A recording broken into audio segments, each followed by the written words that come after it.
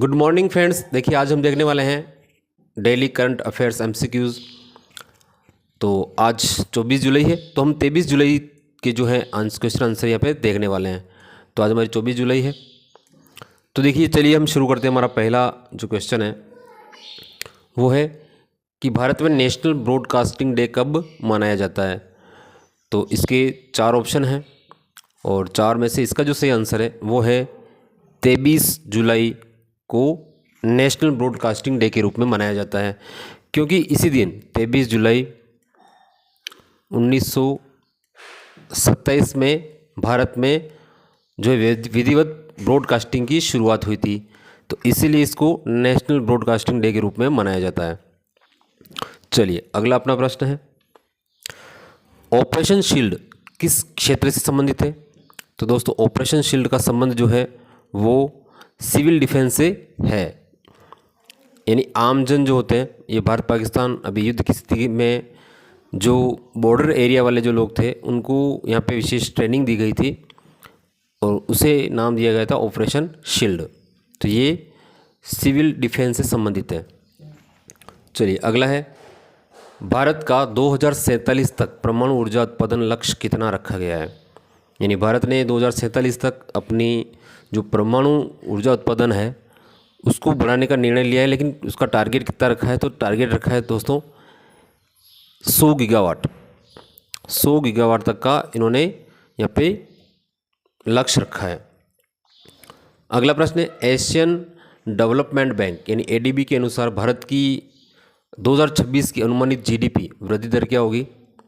तो यहाँ पर भारत की अनुमानित जो वृद्धि दर है जीडीपी जो है वो रहने वाली है 6.7%।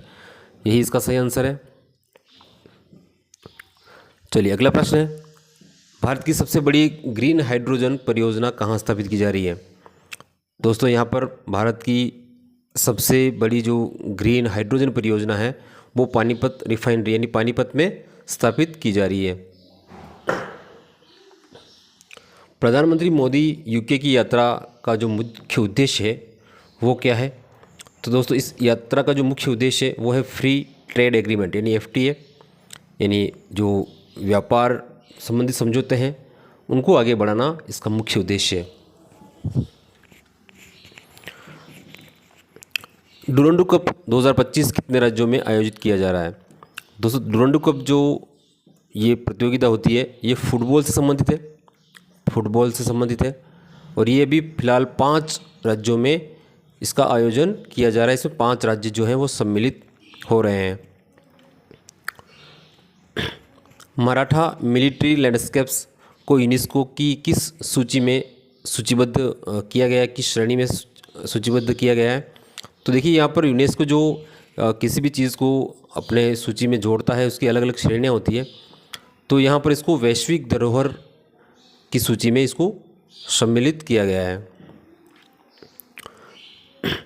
अभी स्पेस मिशन से लौटे हैं शुभांशु शुक्ला, ये किस स्पेस मिशन से लौटे हैं। तो दोस्तों इसका जो सही आंसर है वो है एक्सियोम 4 इसका सही आंसर है।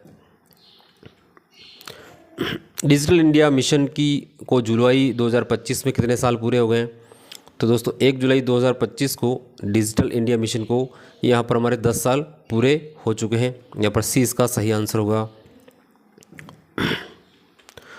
और अंतिम हमारा प्रश्न है आज का कि मशरक बैंक को आईबीयू शुरू करने की अनुमति किस विशेष क्षेत्र में मिली है। तो दोस्तों ये एक यूएई का बैंक है और इसको अपने ब्रांचेज जो है शुरू करने की अनुमति मिली इसको गिफ्ट सिटी गुजरात में।